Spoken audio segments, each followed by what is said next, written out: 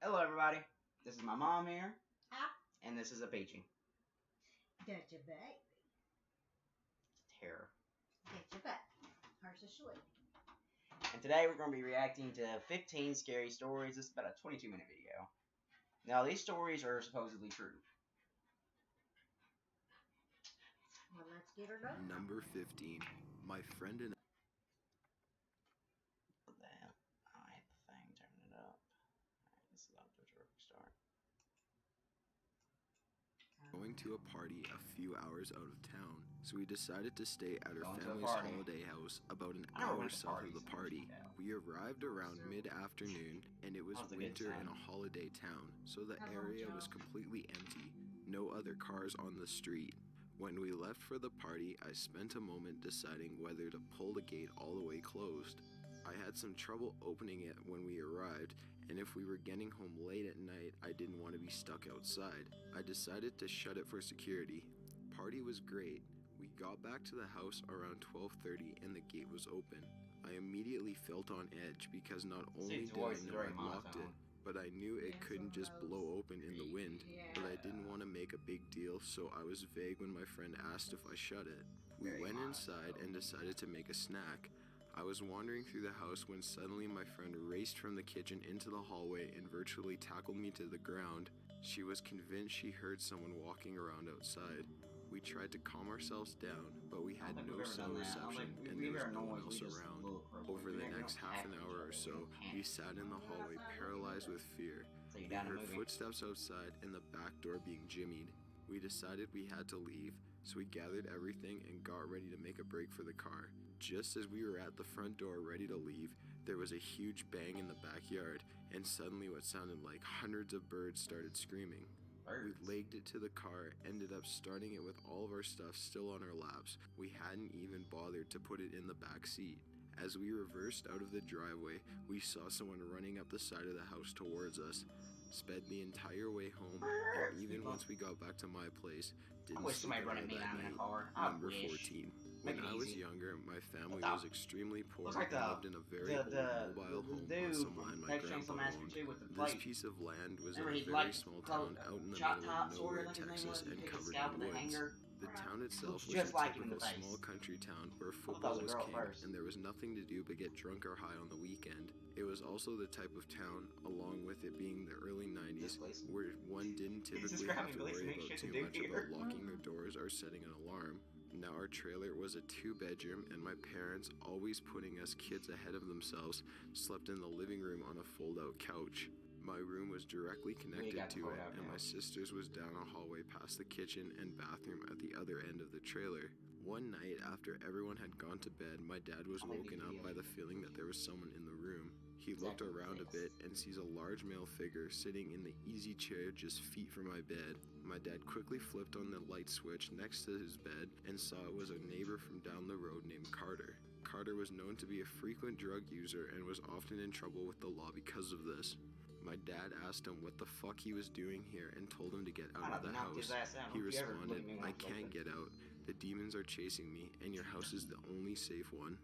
My dad, who I should say is a fairly large and terrifying person, responded that if he didn't get out and get out quickly, that the house would be a lot less safe for him. "If I leave, they'll get me. They've been chasing me all night. If they catch me, I'm dead." My dad's response was there was no demons, but that if he didn't get the fuck out of the house, he'd be dead. From what I've been told, since I was asleep for this part, my mom also hurled a few threats, and while she may not be big, she was equally as terrifying. I believe it was her anger that finally scared him off. My dad got up and locked the door and watched through the blinds as Carter decided, you're since he 5 foot, couldn't you're outrun intimidating. the demons, he'd steal our old beater Suburban that my dad always left the keys in. He drove around for about an hour. We called the police, and it This is a took him shitty about picture. that long to get to us since the can't closest police look at station this. was about 20 or 30 minutes away. He finally brought it back and was arrested and taken to jail. He was deemed crazy and ended up locked in a mental institution. The Mental scarier institutions are part bad is, for nowadays. years after this, we'd get phone calls where all we'd hear is music lyrics that would always have lyrics like, "I'm gonna fucking kill you." These calls lasted for years and followed us from house to house, even though we had always had different numbers and would even be in different states. We always thought it was him sending us a message. The calls stopped when I was about 12. I later found out it was around that time that Carter thought the best thing he could do for himself was soak himself in gasoline and set himself on fire. Number 13. There's better ways to When kill I was yourself, younger, dog. I had an imaginary friend who lived in this massive antique dresser. We'd chill out, and I vividly remember him telling me stories, although I have absolutely no recollection about what they actually were. I remember one day talking to my parents about it. Dad traveled quite a bit, so he wasn't up to date with what I was into, and I started telling him about I hate ads. You're gonna get me copyrighted. Damn it, YouTube. my dresser buddy. He wanted to know his name. I'm It was not something endorsed by this innocent like game. Peter or Patrick, but I can I can get still sued. see him going white in the face. I drew Peter or Patrick out for him, and the very next day, Damn, just that on him a and my name for uncle him? took that dresser and burned it. It wasn't until a few years later that I found out my dad's little brother, my uncle, also had the same friend with the same name who lived in the same antique dresser. After a few months of typical imaginary friend shit, I just got a my goosebump. uncle started having night terrors and couldn't sleep because of Peter or Patrick. It got so bad they had to move him out of his room before he managed to get back to normal. Number 12. I was visiting family for winter break in Los Angeles. This was about 5 years ago. I was heading to the bathroom on the second floor of my aunt's house when I saw my cousin April on the stairs. April was 4 and very animated. She was busy making funny faces while sitting on the stairs. I asked her what she was doing. She said, "I'm copying the lady with the braid." I looked around. There was no one else but us. I asked, "Where is the lady, April?" She pointed to a beam running parallel to the stairwell. I asked April, "What is the lady doing?" She said, "Making funny faces." I smiled and started walking up the stairs again when April said something that stopped me in my tracks. Her braids is around her neck. I turned back and asked April to repeat herself. April pointed, "The lady is hanging by her braid. She's making funny faces." Then April started making a face when I don't need to be realized a it was parent or anything. someone I'd leave my gasping for child. air.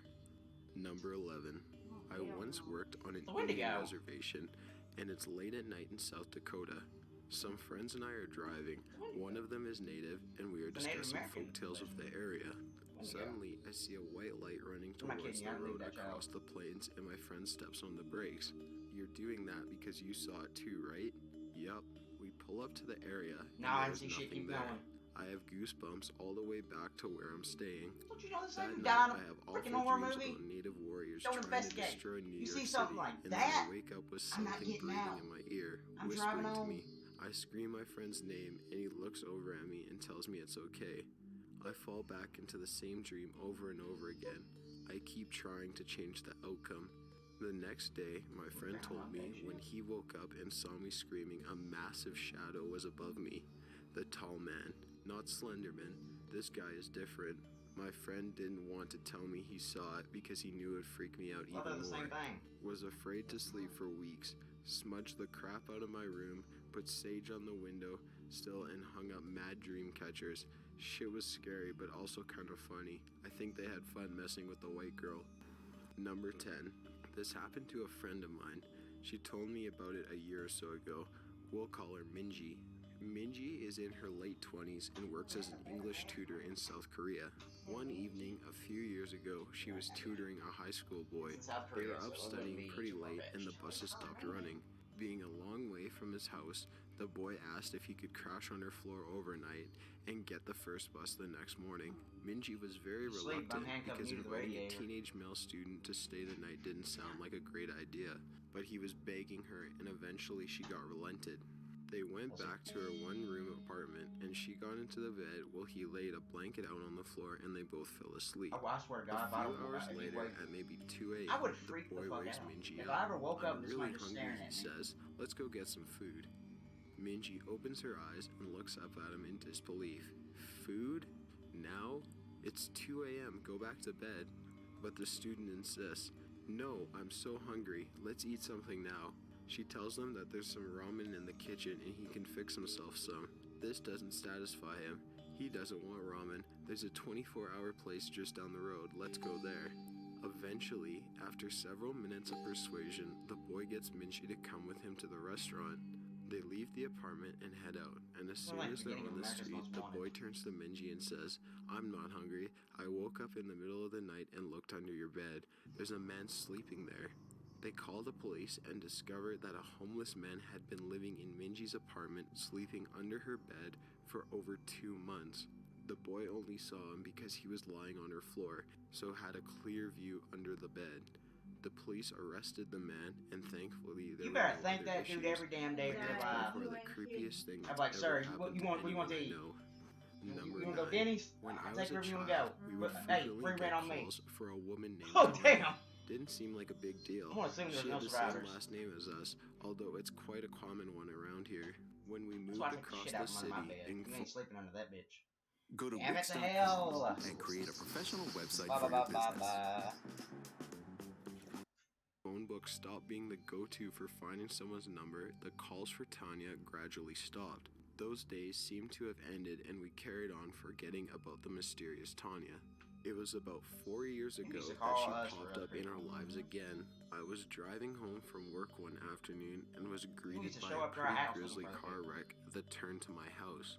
2 cars had collided, and one had wrapped itself around the signage pole that had house numbers and directions on it. I'm gonna assume One of there's which no was my survivors. That house does not number. look like you're surviving. Several I think days you're later, dead. we get If a you call survived from the that, you're police. God. They asked if God Tanya looking was out. at this residence. Her car was found wrapped around a pole down the street from my house, and she was nowhere to be found at the accident site. But what? Haven't heard anything about her since. What? Number 8. My mom had 3 kids. There's me, What? the youngest, and my older brother. But No. before either of us You're- were born, no. there was Jonathan. He was a sweet little boy, Okay, maybe with she faked her blue death. eyes, known for accidentally There's no repeating way you're dad's getting out of swears in that. church. Wholesome If kid, that good at was a school, real active picture, outside. she was When driving. he was almost 6, She's he was dead. riding his bike and fell and hit his head on a rock. He got up and Oh, said he my felt kids. fine. My mom found Just him give the me his next name. morning in his bed when she tried to wake him up to get to kindergarten. One pupil dilated and the other not. She got him airlifted to the nearest hospital. During this time, Jonathan's best friend Nick was sitting at the breakfast table eating cereal. Nick suddenly gets up from the table and goes to the door. When his mom asks him what's up, Nick says Johnny was calling for him. You see, Nick and Johnny lived on separate blocks, but they weren't allowed to cross the street without a parent yet because they were still fairly young. But they lived close enough to call to one another to come out to talk at their respective street corners. So Nick goes to the street corner while his mother receives a call from mine that Johnny was declared dead in the hospital. Idle brain aneurysm that was triggered by the fall. Nick's mom can hardly handle the news and is now wondering where her son went. But Nick comes back a few minutes later and says that he heard Johnny calling to him, but he wasn't at the street corner when he looked. Then sits down to continue to eat his cereal. When his mom asks Nick what Johnny was saying, Nick says he had to come say goodbye. Number 7. Before my family and I moved to another state, my father went and visited the I area remember to this check on story. the progress of Oh, our new this is a good house, one. which was still being built. My father was there for a few days and was staying at some crappy Motel 6 in a shady area of town. His room was the last room at the end of the hallway on the top floor. In the middle of the night, best on ones the so last far, night they've he been was in sleeping on town, the bed. he was That's woken pretty by the phone ringing in his room. You better He thank God that groggily one is blue. answers. Like, hey, It was the front desk, and they You say gotta something communicate with the along eyes, the like- lines of, "Sorry to wake you, but we've been receiving a couple of reports about rooms being broken into and some stuff being stolen. We are calling to make sure you lock your doors and are safe." My father replies that he is fine and hangs up. He decides to go double check that he locked the door. As he sits up in bed, he notices that the door to his room is ajar. Being spooked, he continuously checks the room and finds out that nothing is missing and no one else is in the room. He creeps to the door and peeks out. Sitting right outside his room on the windowsill of the hallway window is his shaving kit. Creeped out of his mind, he quickly grabs it and locks the was it door. used? If it After was he used, calms that dude down was a doing bit, some he shit, calls but the not front all the desk way. and says, "Hey, you just called me about the break-ins around the hotel, and I just wanted to report that my room was just broken into when I was sleeping. Nothing is stolen, and I am fine. Figured you'd like to know." The front desk replies, You must have been mistaken. We never called your room and we haven't received any reports of break-ins. Number 6. I got the My fuck out of there wife's that night. mother passed away in 2003 No, that from minute. cancer. I'd have left every belonging. After the funeral, family and friends That gathered even at her means- house for a final Dude, call celebration of her him. life. Called him to let him The know. gathering went late into the evening. I My wouldn't son, like that shit. 3 at the time, needed to go to bed at that point. Better go take I your last walked bed, him up folks, the guys. stairs to where he would sleep. The I don't need to room be a that my parent. mother-in-law passed away in was upstairs, Oh, and straight down the hallway as you reached the top of the I'm staying in landing. that shit? My son and I walked upstairs together with me holding his hand. As we nearly reached the top of the stairs, my son stopped and wouldn't move. At the point which he could just see down the hallway, he was staring down the hall. After I this looked video, we at got our him, own ghost then story. down the hall to an open doorway to a completely dark bedroom. He just stared and would not move any further. I asked him, "Buddy, are you okay?" His response was, "Daddy, the light. The light scares me." I looked again down the hallway where he was staring into darkness. Don't go towards the light, "Buddy, son. you see a light?" "Yes, Daddy, it scares me." I promptly Jesus Christ, these commercials. They're supposed to be yellow. It's supposed to tell me if there's commercials in this picked him video, up but I and don't see went any back yellow downstairs. To this day, the hairs stand on the back of my neck when I think about it. Number 5. lines. Not too bad. A few years ago, my brother would get a call on his cell phone around 2 to I hate 3 that shit. a.m. every night. He would answer, and it was this hellish sounding noise, like static mixed with screams. I've He heard changed of his shit cell like number this. I after hate a that month so of much. this, That and it sounds stopped. haunts you. Then after a week or so, it began Does again. things to you. The exact same noise, exact same time. 2 a.m. Finally, one day he decided to backdial the call. It was an old man that had no clue what he was talking about. Still, the I calls think he's getting persisted. If he didn't answer, it would call a few more times. No messages were left. He decided to say screw it, ended his contract with his phone company, switched to a new one, and then got a new number. You guessed it, the screaming static calls continued after a short delay. By this time, he was terrified every night. Unsure why this was happening, he backdialed the number again and got a different person. Around this time, he lost his job and his phone. The call stopped, of course. His phone was disconnected now. So one day, my mom asked me to listen to this weird message she got on her home phone.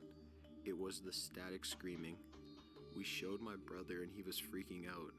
He backdialed the number again and it said the number was disconnected this time. Never heard from it again after that.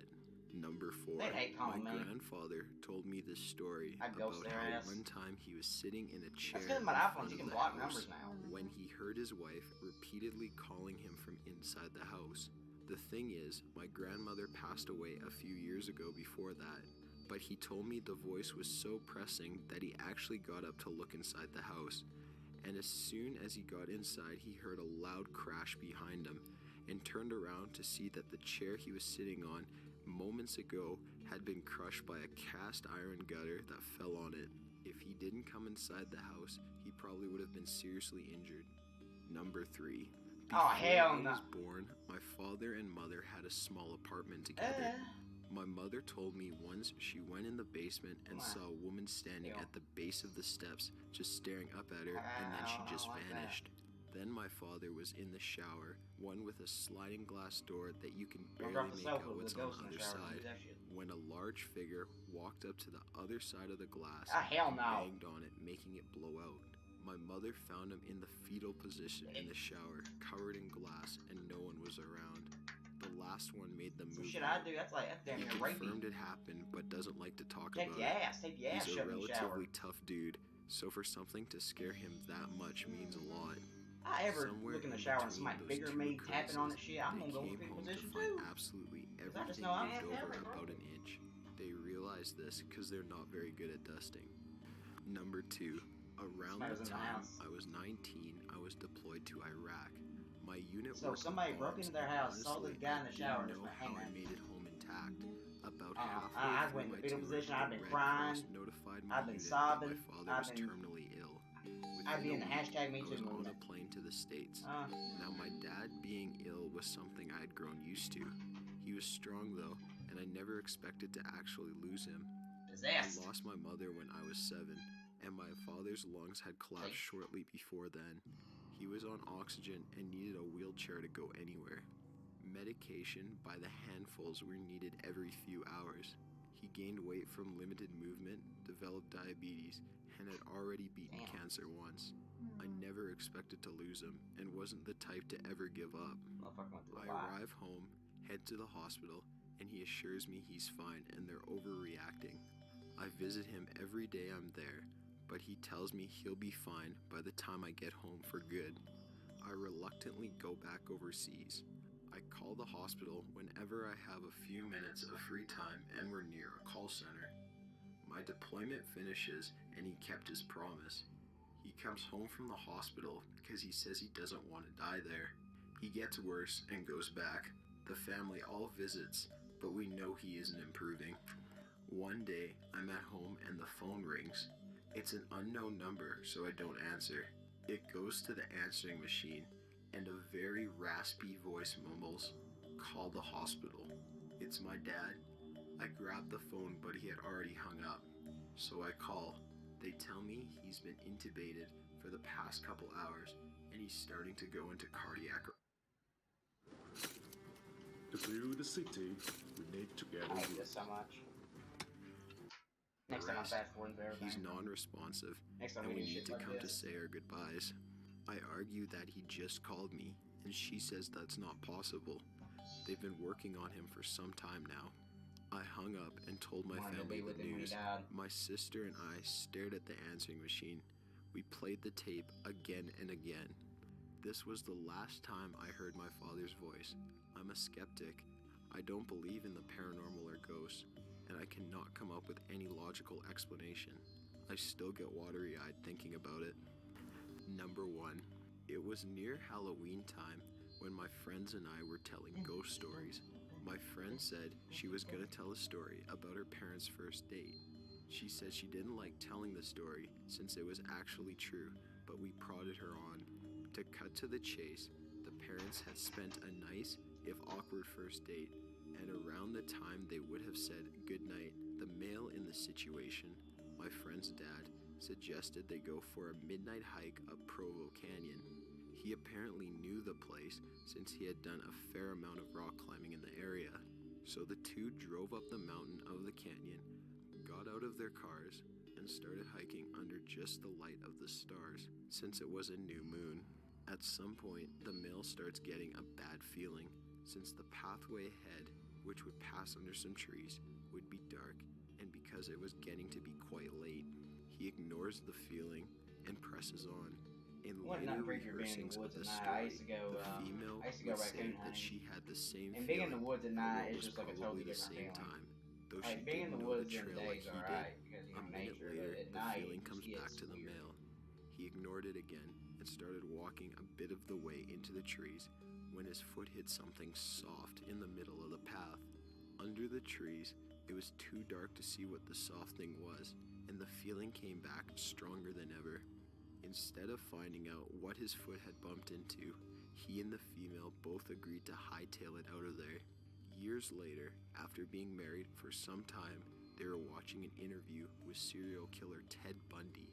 In response to a question asking him to describe the time he felt the closest to being caught, he explained about the night he lured a girl into Provo Canyon and had just killed her when he heard some people coming up the trail.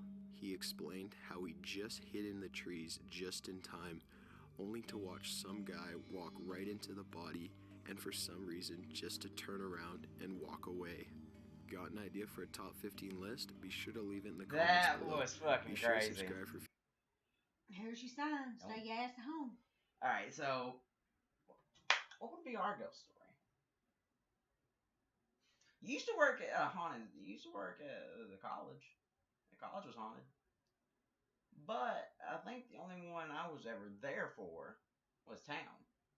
Alright, what year was that house made? 20.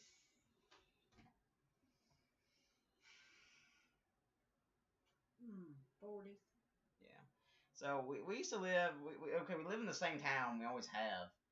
But we lived in the center of town at one point, and we lived in a fairly big house, beautiful house, wood floors, the works, and it was built weird because it was made in the 40s, and it was a weird house. The downstairs was cool. That upstairs was different. Now, to go upstairs, there was a door right by my bedroom door, and you go up a narrow stair hallway. And when I say narrow, I mean about that big. Like, two people couldn't go up at the same time. Mm-hmm. And you go up the stairs, then turn at the point, then go up another set of stairs. And the only thing holding you up would be a raggedy old board with nails sticking out, so you didn't grab that shit. And you get to the top. Now, I hated the upstairs of that house. I always felt like I was being watched. Now, the upstairs was still cool because it was a 2-bedroom upstairs. I never had a problem. There was a door in front and a door in the back. I slept right through it. So, I hated being upstairs. Every time we would have movie night, I always got sent upstairs because that's where we kept the damn movies. We kept them in a tote upstairs. Mm-hmm. Remember? Yeah. I was always sent to go get them. I hated being up there alone because it always felt like somebody was watching me. Mm. Now, I never was a paranoid kid. I never felt like I was being watched. But that upstairs bothered me. And I never could explain it. Like, I was fully expecting somebody to walk out of that bedroom. Like, I would panic. Like, what was it? One night I came running down the stairs. Mm-hmm. I said, somebody's up there. Well, y'all go up there and look. Nobody's there. It wasn't. But we had all them little cubby holes. Somebody could have been anywhere. We checked the cubby holes, didn't we? Nevada was lost for 2 days. True. Tell me how good did we check the cubby holes? True. We lost a cat for 2 days. He went in black and Well, out white. he was a cat, so it wasn't human. No, but he was lost for 2 days. He was lost for 2 days. But my brother, versus Diesel, if you ain't seen his channel, but he lived with us at the time. He was about, college? Mm-hmm. And he slept upstairs. Now, my brother didn't like the upstairs either, but he slept up there. He had a dog that wouldn't go upstairs. This dog would go everywhere in the house. Go anywhere you took her. She'd explore other people's houses, top to bottom, but she refused to go up them stairs. She would cower. Yep. Dave would have to pick her up and take her upstairs, and she'd always try to get back down. She would not stay up there. Now, my brother worked at the same college as my mom did. Now, this college was haunted. They confirmed this college was haunted at night. Not the building, not the whole college. Like, what was it you said? Like, the phone would ring and there'd be nobody there. Oh, the phones ring constantly. The lights come on and off constantly. Chairs flip. I would turn the light on, the light would go off. I'd turn the light off, the light would go on. So. David hated it because he put all the chairs on the table. He came back. And they're background. He said no one. It took 3 people to get it done that fast. He said there wasn't 3 people on that floor. Well, nobody come in that building because they were scared anyway. Exactly, David. So you weren't gonna have nobody put no pranks on you for sure. But so my brother is upstairs sleeping. Now we go through the whole night not knowing what just went down. We're having breakfast the next morning, and my brother comes down like sleepy. Remember he had like bags under his eyes and shit? And he's mad. He's like, Daniel, wow, what the fuck were you doing in my room? Mm-hmm. I was like, what? Wait, what? What do you mean? You were fucking with me in my sleep. I was like, no, I wasn't. I was asleep. Don't fucking lie to me, Daniel. I know it was you. I said, David, now think about this. If it was me, I'd tell you, because I'd be laughing my ass off right now. I'm telling you, David, it wasn't me. Mm-hmm. David's eyes go a little wide, but he don't think nothing of it. Well, you ask him later, what was he talking about? He said something. He said, I was asleep with the dog. He said all of a sudden the door starts jiggling. And he says, I know it ain't a cat because no cat was up there. Mm-hmm. He said, and it was a person. He said, because I could see the outline. The door in the upstairs bedrooms had windows. Mm-hmm. But he had a curtain up. But he said, I could see the outline of a person. Clear as day. He said, and somebody was jiggling the handle trying to get in. He slept with the door locked. Do you remember? Because he knew I'd get in there. So he said, somebody was jiggling the door. He says, he said, I thought it was you, Daniel. He said, so I yell at you to go away. He says, then the door keeps jiggling. He said, I get pissed. He said, I pick up the gun and load it. Because he slept with the gun. He said, I was thinking it would scare you. Thinking I'm about to shoot you. He said, and he said the door kept jiggling. He said, now I'm starting to panic a little bit. He says, so I actually load the fucking gun. He says, and I go to the door and open it. And he said, nobody's there.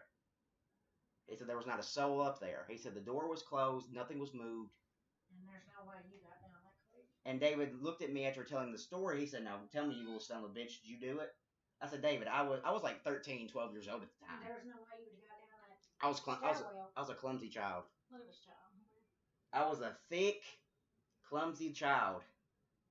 Me and my brother are built about the same. We had to take a short curve to go down the We're stairwell. broad shoulders. We couldn't get down that fast. I said, David, I'm too clumsy to do it.